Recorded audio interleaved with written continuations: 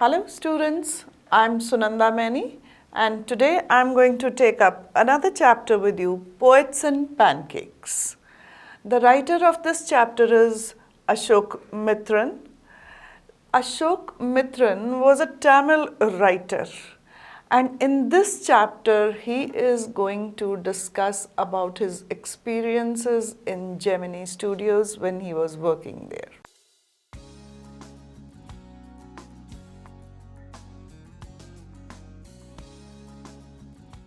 Gemini Studios Tamil Nadu में एक film studio था. It is all about the time before partition. 1947 से पहले तमिलनाडु में जेमिनी स्टूडियोज़ एक बहुत ही फेमस स्टूडियो था जहाँ से तमिल फिल्म्स बनती थी. Now poets and pancakes, what does this mean? Poet means कवि एंड पैनकेक्स मीन्स फ्लैट तवे पे जो पूड़े बनते हैं जिसे हम खाते हैं उसे हम पैनकेक्स बोलते हैं. But in this chapter pancakes is the name of a makeup brand. अब इस चैप्टर में कोई ऐसी स्टोरी नहीं है जिसको मैं एक कहानी की तरह तुम्हें बताती जाऊं और तुम सुनते जाओ. It's only about the experiences at Gemini Studios के उस टाइम पे जेमिनी स्टूडियोज़ में क्या होता था, ये अशोक मित्रन ने इस चैप्टर में लिखे हैं. अब सबसे पहले वो कहता है, Ashok Mitran, a Tamil writer, recounts his years at Gemini Studios in his book My Years with Boss, which talks of the influence of movies on every aspect of life in India. उस time पे movies India के लोगों की life पे बहुत बड़ा असर छोड़ती थी. कोई भी अगर पब्लिक का मैसेज देना होता था उसे हम फिल्म के रूप में दर्शाते थे या पोइट्स जो हैं वो कविता के रूप में लिखते थे तो लोगों तक वो मैसेज पहुंचता था.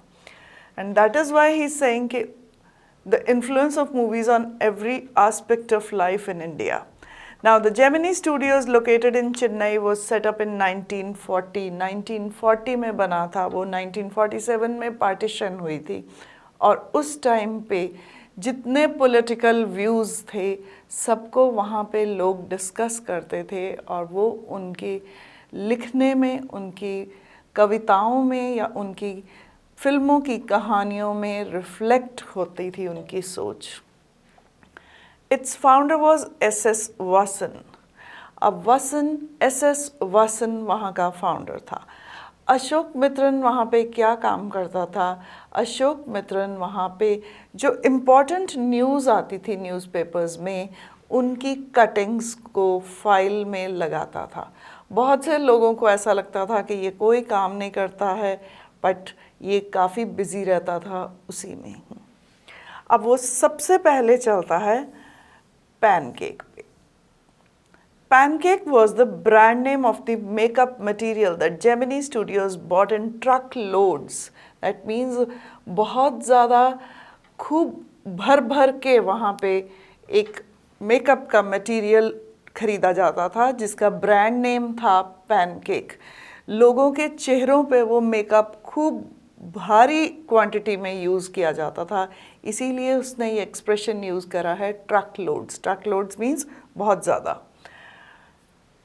Greta Garbo must have used it, Miss Gohar must have used it, Vijayantimala must have also used it, but Rati Agnihotri may not even have heard of it. Rati Agnihotri आज की date की कुछ comparatively इन लोगों से modern time की actress है, तो उसने कहा कि जितनी पुरानी एक्ट्रेसेस थीं सब ने इसको बहुत ज़्यादा यूज़ किया और शायद रति अग्निहोत्री जो कंपैरेटिवली न्यूअर एज की एक्ट्रेस थी उसने इसके बारे में सुना भी नहीं होगा, क्योंकि धीरे धीरे over a period of time हर चीज़ में इम्प्रूवमेंट होती रही है. अब मेकअप डिपार्टमेंट की वो बात करता है. मेकअप डिपार्टमेंट जेमिनी स्टूडियोज़ में ऊपर चढ़कर था और वो कहते हैं कि वहाँ पे इतने सारे मिरर्स यानी कि शीशे और इतनी सारी ब्राइट लाइट्स थी कि अगर आज की डेट में कोई वहाँ पे जाएगा then he will think that he has entered a hair salon.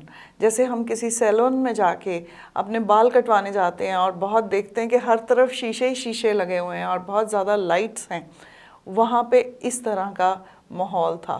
और कहते हैं कि ये पहले किसी एक कोई बहुत अमीर आदमी था रॉबर्ट क्लाइव, जिसका यहाँ पे अस्तबल था, यानी कि वो घोड़े रखता था यहाँ पे। वो थोड़ा टाइम मद्रास में रहा और उस टाइम पे उसने बहुत घर बदले, और ये घर जो था, ये जगह जहाँ पे मेकअप डिपार्टमेंट बना हुआ है, यहाँ पे घोड़े रहते थे पहले। The makeup room had the look of a hair cutting salon with lights at all angles around half a dozen large mirrors. They were all incandescent lights, so you can imagine the fiery misery of those subjected to makeup. Incandescent means बहुत ज़्यादा bright, जिनमें से बहुत heat निकलती थी।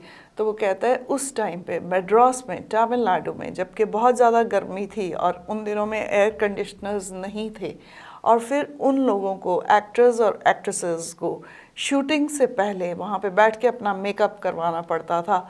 उस तरह से लाइट की वहाँ पे बहुत ज़्यादा गर्मी होती थी उनके चेहरे पे, बिकॉज़ बिल्कुल उनके चेहरे पे लाइट फोकस करती थी, और वहाँ उन्हें उस मिजरी में, उस परेशानी में बैठ के अपना मेकअप करवाना पड़ता था। एक तो गर्मी और ऊपर से लाइट्स की गर्मी, सो वहाँ पे बैठ के उनको हैवी मेकअप करवाना पड़ता था। The makeup department was first headed by a Bengali who became too big for the studio and left. He was succeeded by a Maharashtrian who was assisted by a Dharwar Kannadiga, an Andhra, a Madras Indian Christian, an Anglo-Burmese and the usual local Tamils. That means उस makeup department में हर region के लोग काम करते थे, कोई बंगाल से, कोई महाराष्ट्र से, कोई आंध्र से, कोई तमिल से। उन दिनों में जब पार्टीशन होने वाली थी, तो उससे पहले जब इंडिया गुलाम था ब्रिटिशर्स के अंडर, इंटीग्रेशन की बात करते थे। इंटीग्रेशन मीन्स सबको इकट्ठा करना। तो वो कहता है कि ऑल इंडिया रेडियो पे तो बाद में ये चीज़ें एडवर्टाइज होने लगी, इससे पहले जेमिनी स्टूडियोज़ में ये ऑलरेडी प्रैक्टिस में ही थी, क्योंकि यहाँ पे हर तरह के लोगों को मिला के काम किया जाता था, हर तरह के लोगों को इकट्ठा लेके ही काम किया जाता था। All this shows that there was a great deal of national integration long before AIR and Doordarshan began broadcasting programs of national integration. That means national integration पे दूरदर्शन और ऑल इंडिया रेडियो ने तो बाद में इसकी प्रोग्राम्स ब्रॉडकास्ट करने शुरू करे।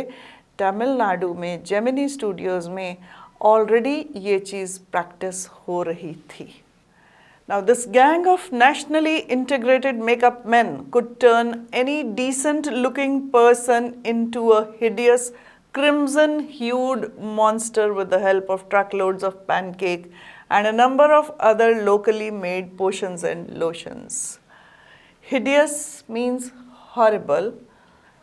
Crimson-hued, crimson means red, hued means colored. So that means कोई भी इंसान जो आम देखने में बहुत ठीक ठाक लगता हो, डिसेंट लगता था, उसे ये मेकअप डिपार्टमेंट अपने लाल रंग पोत पोत के, उसके मुंह पे लाली लगा लगा के उसे एकदम मॉन्स्टर जैसी शक्ल दे देते। मॉन्स्टर मीन्स जानवर, भयानक जानवर की जैसा उसको बना देते थे, बिकॉज उनको शूटिंग के लिए हैवी मेकअप की ज़रूरत थी। Those were the days of mainly indoor shooting and only 5% of the film was shot outdoors. सिर्फ 5% सीन जो होते थे वो बाहर होते थे, अदरवाइज स्टूडियो में ही होते थे, इसीलिए उनको इतना हैवी मेकअप कर दिया जाता था। अब मेकअप डिपार्टमेंट में हायरार्की फॉलो होती थी। हायरार्की मीन्स जो टॉप के एक्टर्स और एक्ट्रेसेस थे, जो हीरो हीरोइंस थे, उनका मेकअप बड़े आर्टिस्ट्स करते थे। फिर उनके जो आर्टिस्ट्स के, मेकअप आर्टिस्ट के जो असिस्टेंट्स थे, वो नंबर 2 के हीरो हीरोइंस से करते थे, यानी कि विलन्स और वैम्प्स का मेकअप वो करते थे।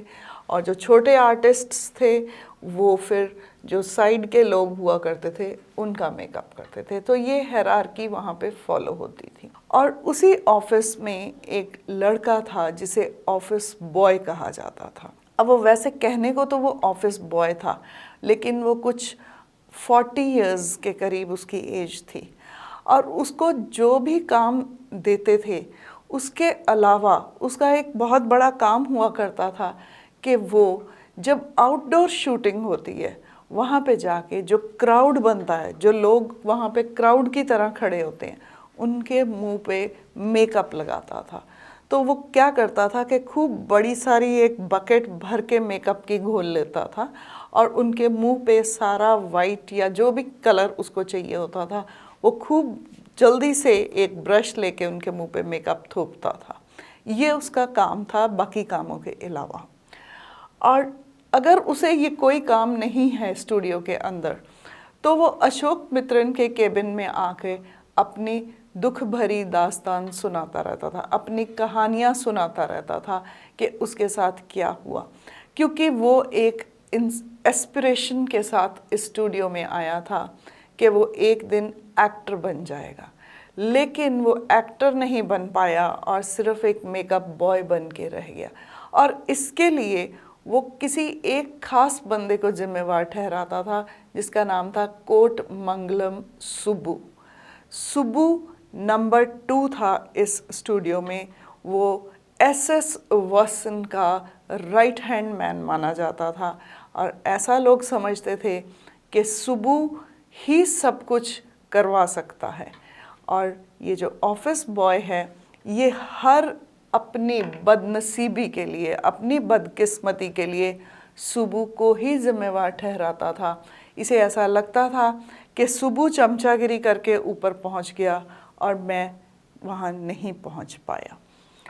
अब अशोक मित्रन उसकी बातें सुन के तंग आ जाता था और वो विश करता था कि बाहर क्राउड्स की शूटिंग हो जाए ताकि ये ऑफिस बॉय बाहर चला जाए और बिजी हो जाए, अदरवाइज ये मेरे केबिन में आकर मेरा सर खाएगा। Now, the idea was to close every pore on the surface of the face in the process of applying makeup.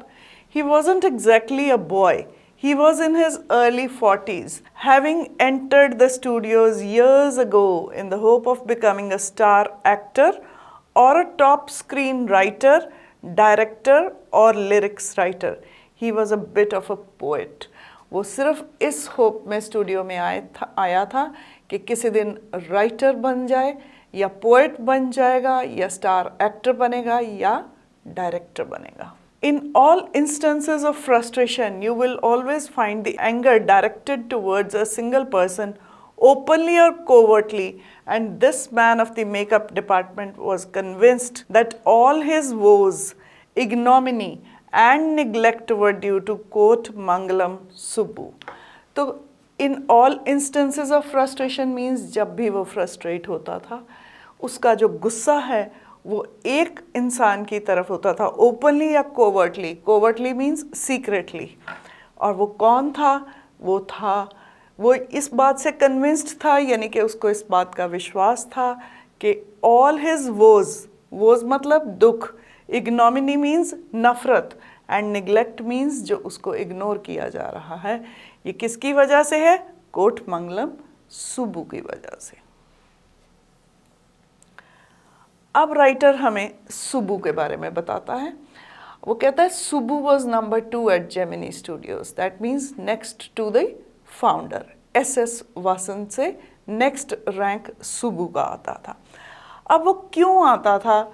उसने सुब्बू की कुछ क्वालिटीज़ हमें बताता है, और वो क्वालिटीज़ क्या हैं कि उसके पास हर तरह का सॉल्यूशन होता है। प्रॉब्लम कोई भी हो, कैसी भी हो, वो उसका सॉल्यूशन लेके हाजिर होता था। अगर एक सॉल्यूशन नहीं उस बात पे फिट बैठता था तो वो 10 और बता देता था। मोस्ट डिफ़िकल्ट सीन्स को कैसे शूट किया जाए ये कोई सुब्बू से पूछे तो उसके पास उसके अनगिनत सॉल्यूशंस होते थे। वो कुछ ऐसा इंसान था कि जिसमें हर तरह का टैलेंट था।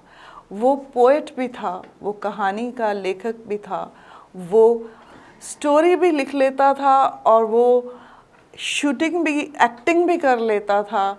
मतलब वो बहुत ही एक मल्टी टैलेंटेड, वर्सेटाइल किस्म का इंसान था। वो एक्टिंग तो शायद नंबर 2 या नंबर 3 रैंक वाली करता था, कभी भी हीरो की एक्टिंग नहीं उसने करी, लेकिन वो जो भी करता था उसे इतनी अच्छे से करता था कि शायद हीरो या हीरोइंस से बेटर एक्टिंग करता था और एक निशान छोड़ के जाता था और लोग उसे समझते थे, उसके टैलेंट को पहचानते थे। ये थी उसकी दूसरी क्वालिटी। उसकी तीसरी क्वालिटी थी कि वह बहुत बड़े दिल का इंसान था। उसके घर पे उसके रिश्तेदार और उसके फ्रेंड्स कभी भी आके कितना भी टाइम रह सकते थे, उन्हें कोई कमी नहीं कभी महसूस होने देता था। उन्हें खुले दिल से वो अपने घर में जगह देता था, खाने पीने को देता था और उनसे वापसी में वापस कुछ भी नहीं एक्सपेक्ट करता था। ये उसकी बहुत बड़ी क्वालिटी थी कि वो जेनरस था। अब लोग कहते थे कि वो चमचा है, लेकिन वो चमचागिरी करने के अलावा उसमें जो क्वालिटीज़ थी, शायद वो इसीलिए नंबर 2 बना है।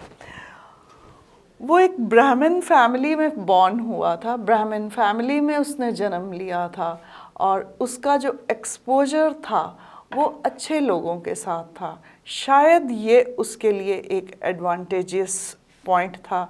और लेकिन वो किसी भी सिचुएशन को इतने अच्छे से संभालता था कि बॉस उस पर बहुत ज़्यादा ट्रस्ट करता था। उसको विश्वास था कि कोई भी प्रॉब्लम होगी तो सुबू हैंडल कर लेगा। अब सुबू बॉस के साथ बहुत नज़र आता था, लेकिन वो एक बेसिकली स्टोरी डिपार्टमेंट में भर्ती हुआ था। स्टोरी डिपार्टमेंट मीन्स जो फिल्मों की कहानियाँ लिखते हैं। अब उस स्टोरी डिपार्टमेंट के बारे में अशोक मित्रण बात करता है और वो कहता है कि वहाँ पे बहुत से लेखक और कवि इकट्ठे होके जो वहाँ की कैंटीन थी या जब वहाँ का कैफ़े था, रेस्टोरेंट था, वहाँ पे बैठा करते थे और अक्सर बातें किया करते थे। वहाँ पे एक लॉयर यानी कि वकील भी था जो स्टोरी डिपार्टमेंट का हेड था और वो वैसे कहने को लीगल एडवाइज़र था, लेकिन वो लीगल एडवाइस देने की जगह बाकी सब कुछ करता था, यानी कि कभी भी किसी को सिंसियर एडवाइस नहीं दे पाता था। अब सब लोग उस टाइम पे खादी कपड़े पहनते थे और कांग्रेस की बातों से इम्प्रेस्ड रहते थे, क्योंकि कांग्रेस उस टाइम पे बहुत पावरफुल पार्टी थी जो ब्रिटिशर्स के साथ लोगों को फाइट करने के लिए मोटिवेट करती थी। अब लोग खादी का कुर्ता, खादी की धोती और गांधी टोपी पहना करते थे और कांग्रेस की ही बातों का समर्थन करते थे, सपोर्ट करते थे। अब ये जो लॉयर था ये सबसे अलग तरीके से ड्रेसअप होता था। ये अपना कोट पहनता था, पैंट पहनता था और शायद कभी कभी टाई भी लगाता था। अब ये वैसे तो स्टोरी डिपार्टमेंट में था, लेकिन कभी भी इसने पॉजिटिवली कंट्रीब्यूट नहीं करा। वहाँ पे एक इंसिडेंट अशोक मित्रण हमें बताता है कि जब एक बहुत ही टैलेंटेड लड़की आई और बाय चांस उस दिन उसे किसी बात पे गुस्सा आ गया और उसने बॉस के अगेंस्ट ना जाने क्या क्या कह दिया। इस लॉयर ने बजाय इसके कि उसको हेल्प करता और कोई अच्छी सलाह देता, इसने रिकॉर्डर ऑन करके उसकी सारी बातें रिकॉर्ड कर ली। अब जैसे ही उस लड़की ने बोलना बंद किया, इसने रिकॉर्डिंग प्ले करी और उस लड़की को इतनी शर्मिंदगी महसूस हुई कि वो उसी टाइम छोड़ के चली गई। And that was the end of a very bright career, and all thanks to the lawyer. 1 minute please, and played the recording. There was nothing incriminating or unmentionably foul about the actress's tirade against the producer. But when she heard her voice again through the sound equipment, she was struck dumb. Struck dumb means उसके पास बात नहीं, उसके पास शब्द नहीं रह गए थे कि वो क्या बोलती।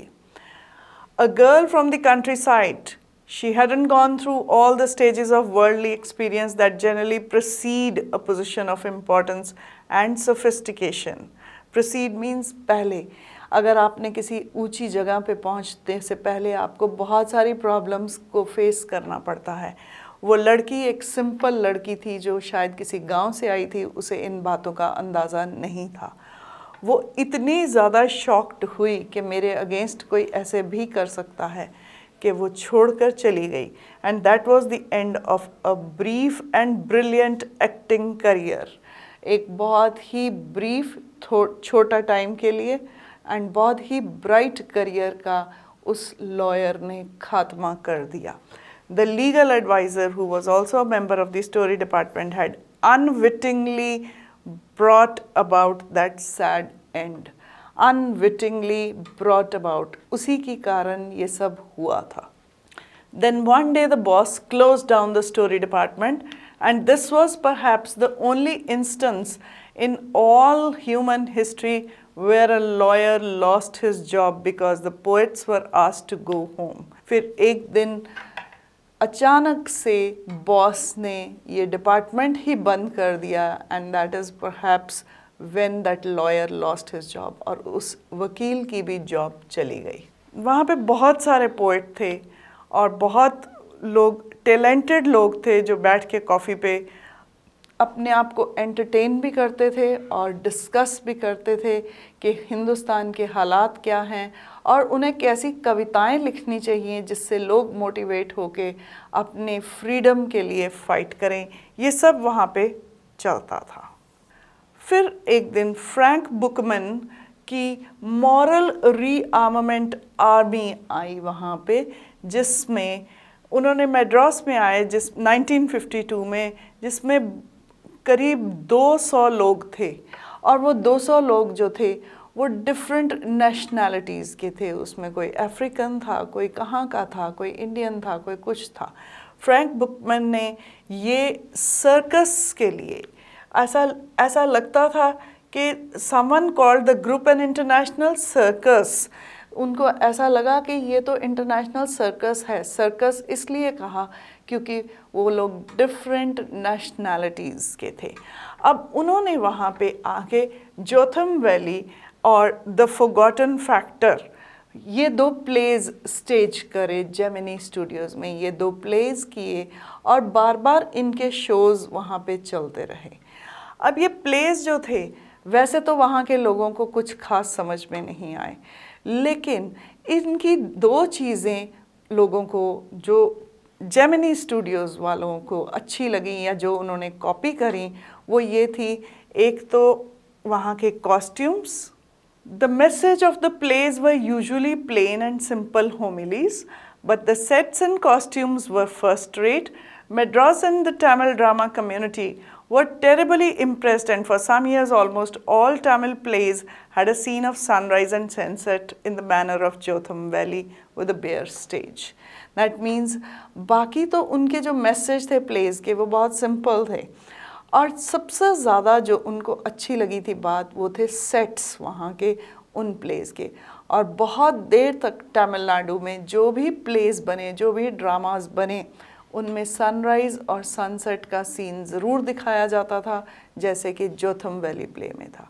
और इसके अलावा उनके जो कॉस्ट्यूम्स थे एक्टर्स और एक्ट्रेसेस के, वो वहाँ से कॉपी करके बिल्कुल उसी तरह के बनाए जाते थे जैसे जोथम वैली में थे।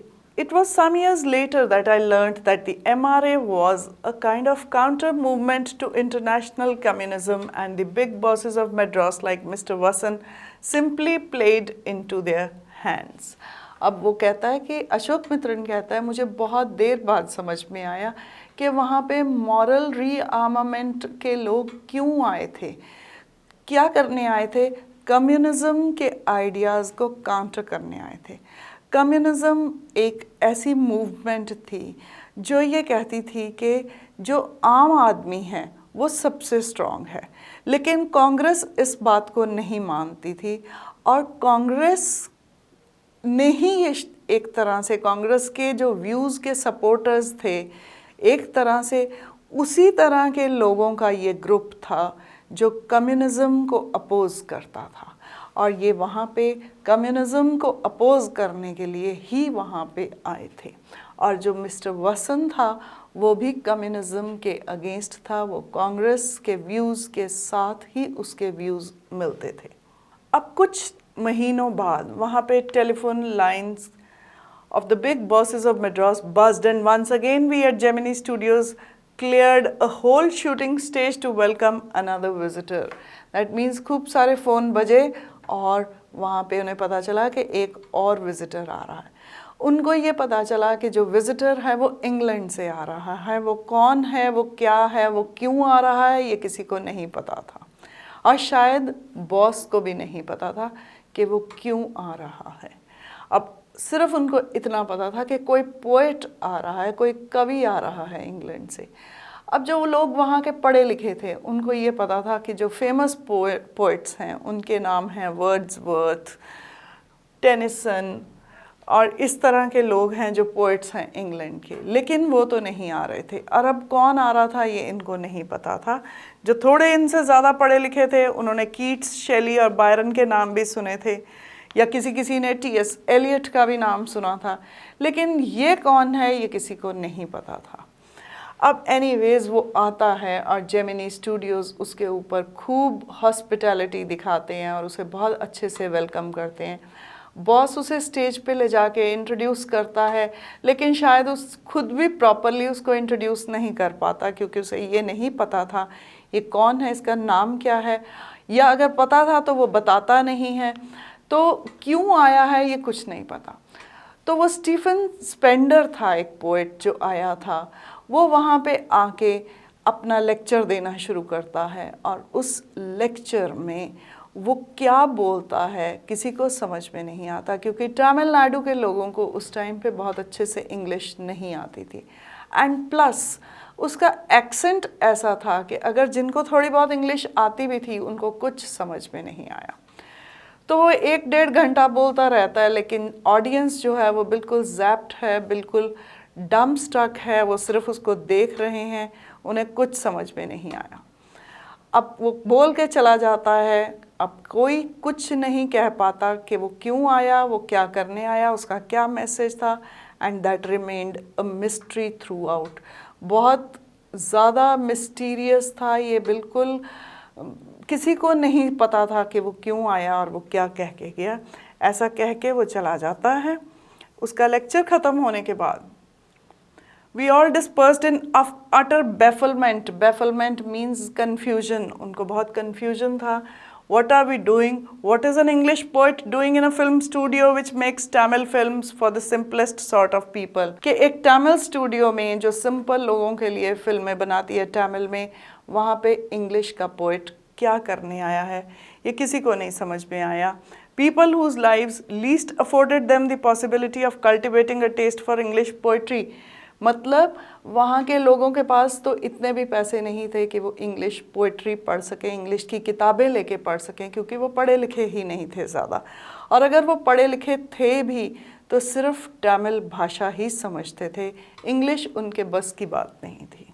अशोक मित्रन इसके बाद अपना एक एक्सपीरियंस बताता है. वो कहता है कि कोई माने या ना माने, लेकिन मेरा ये स्ट्रॉन्ग विश्वास है कि प्रोज राइटिंग जो है वो सही मायने में जीनियस नहीं है. दैट मीन्स जो प्रोज लिखने वाले हैं वो कोई बहुत बड़े जीनियस नहीं होते हैं. वो लिखते रहते हैं और उनकी रिजेक्शंस होती रहती हैं. वो डिसहार्टन नहीं होते, वो फिर से लिख देते हैं. लेकिन जो कविताएं लिखते हैं, पोएट्स जो होते हैं, उसके मतलब से अशोक मित्रन के पॉइंट ऑफ व्यू से वो ज़्यादा टैलेंटेड या ज़्यादा इंटेलिजेंट लोग होते हैं. अब वो अपना एक एक्सपीरियंस बताता है कि वहाँ पे एक बार एक शॉर्ट स्टोरी का कंपटीशन हुआ जो कि ब्रिटिश पीरियोडिकल एनकाउंटर वालों ने ऑर्गेनाइज किया. द एनकाउंटर एक पीरियोडिकल था. पीरियोडिकल मीन्स जो थोड़े थोड़े समय के बाद निकलते हैं. वो ब्रिटेन में छपता था. वो उन्होंने एक स्टोरी कंटेस्ट ऑर्गेनाइज किया और जिसके लिए उन्होंने एडवर्टाइज किए. अब ये वहाँ पे अशोक मित्रन जो है वो अपनी एंट्री भेजना चाहता था, लेकिन उस टाइम पे एंट्री भेजने के लिए उसे एक लिफाफा की पोस्टेज तो वो भेजनी थी जिस पे वो एंट्री डाल के भेजता, और दूसरा उसे सेल्फ एड्रेस्ड एनवलप भेजना था खाली, जिसमें सिर्फ स्टैंप लगी होती, ताकि अगर वो रिजेक्ट होता है, उसका लिखा हुआ रिजेक्ट होता है, तो वापस उसके पास वो आ सके.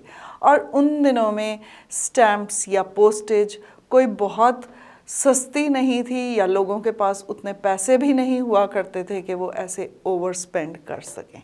ब्रिटिश काउंसिल लाइब्रेरी वहाँ से पास में थी जहाँ वो काम करता था, और वो वहाँ से उसके तरफ जाना शुरू हो गया। When I read the editor's name, editor का जब उसने नाम पढ़ा, किसका एडिटर? एनकाउंटर का। द एनकाउंटर जो पीरियोडिकल था, जिन्होंने वो स्टोरी कंपटीशन ऑर्गेनाइज किया था। When I read the editor's name, I heard a bell ringing in my shrunken heart. उसे ऐसे लगा कि उसके दिल की घंटी बज गई। वो कौन था? It was the poet who had visited the Gemini studio. ये वो पोएट था जो जेमिनी स्टूडियोज़ में आके लेक्चर देके गया था, जिसके बारे में लोगों को कुछ पता नहीं चला था। वो क्या बोल गया, क्यों आया, किसी को समझ नहीं आई थी। ये वही इंसान था और वो इस पीरियोडिकल का एडिटर था। Now I felt like I had found a long lost brother and I sang as I sealed the envelope and wrote out his address. तो उसे ऐसे लगा कि मेरा कोई खोया हुआ भाई मुझे मिल गया, यानी कि वो एकदम से उसके साथ कनेक्ट कर पाया और उसने वो स्टोरी जो लिखी थी वो झट से एक लिफाफे में डाली, उसके ऊपर स्टैम्प्स लगाई, एड्रेस लिखा उसका और उसे पोस्ट कर दी। I felt that he too would be singing the same song at the same time. Long lost brothers of Indian films discover each other by singing the same song in the first reel and in the final reel of the film. Stephen Spender. Stephen, that was his name. अब उसको जाके समझ में आया कि उसका नाम Stephen Spender था और उसे ऐसा लगता है कि वो भी उतना ही खुश होगा उसका एनवलप पाके जितना वो उसको भेज के हो रहा है। और अब उसे एकदम से सब कुछ समझ में आने लगा। And years later when he was out of Gemini Studios, जब उसने जेमिनी स्टूडियोज़ का काम छोड़ दिया था तो वो कुछ एक सड़क पे चल रहा था जहाँ पे कुछ किताबें बहुत ही सस्ती बिक रही थी, बहुत कम रेट पे। एंड उसकी प्राइस देख के वो अट्रैक्ट हो गया और जब वो वहाँ पहुँचता है और उन किताबों की तरफ देखता है, there was a pile of brand new books for 50 paisa each, सिर्फ 50 पैसे की किताब बिक रही थी। और वो उन किताबों को देखता है तो उसे एक किताब मिलती है जिसका नाम था the God that failed, the God that failed. अब वो क्या थी वो किताब? उसमें 6 एमिनेंट बहुत ही फेमस राइटर्स ने अपने एक्सपीरियंसेस लिखे थे। किस चीज़ के एक्सपीरियंस लिखे थे? 6 eminent men of letters in 6 separate essays described their journeys into communism and their disillusioned return. Their journey into communism means वो कम्युनिज्म में कैसे एंटर हुए, यानी कि कम्युनिस्ट व्यूज़ से वो कैसे फैसिनेट हुए, और फिर they're disillusioned. Disillusion means disappointed, यानी कि जो सोच के गए थे वो वहाँ नहीं था। The disillusioned return, और उसमें से वापस बाहर कैसे आए। So वो 6 लोगों ने अपने अपने एक्सपीरियंसेस लिखे हुए थे और वो किताब बिक रही थी जो कि 50 पैसे में अशोक मित्रन ने वहाँ से खरीदी। जब उसने उस किताब में उन 6 राइटर्स में से स्टीफन स्पेंडर का नाम देखा तो एकदम से उसे समझ में आ गया कि स्टीफन स्पेंडर जेमिनी स्टूडियोज़ में क्या करने आया था, क्या बोल के गया। सारी मिस्ट्री एकदम से सॉल्व हो गई। Stephen Spender, suddenly the book assumed tremendous significance. Stephen Spender, the poet who had visited Gemini Studios. In a moment I felt a dark chamber of my mind lit up by a hazy illumination. उसे ऐसे लगा कि उसका दिल का कोई कोना जो एकदम से डार्क था, अंधेरे में था, वो लाइट अप हो गया, उसमें रोशनी आ गई है। The reaction to Stephen Spender at Gemini Studios was no longer a mystery. अब उसे समझ में आया कि वो क्यों आया था, वो क्या बोल के गया। The boss of the Gemini Studios may not have much to do with Spender's poetry, but not with the God that failed. So he says कि उसकी पोइट्री के साथ शायद उसे कुछ खास नहीं लेना देना था, पर उससे किस चीज़ से लेना था बॉस को उस टाइम पे? उसके व्यूज़ से, उसके एंटी कम्युनिस्ट व्यूज़ से शायद बॉस का वास्ता था, यानी कि वो लोगों को प्रो कांग्रेस व्यूज़ के लिए मोटिवेट करने, एनकरेज करने आया था। That's all about the chapter और इस चैप्टर में सिर्फ वहाँ के एक्सपीरियंसेस हैं अशोक मित्रन की लाइफ के, इनको डिटेल से पढ़ लेना and then we'll discuss the question answers in my next video. Thank you.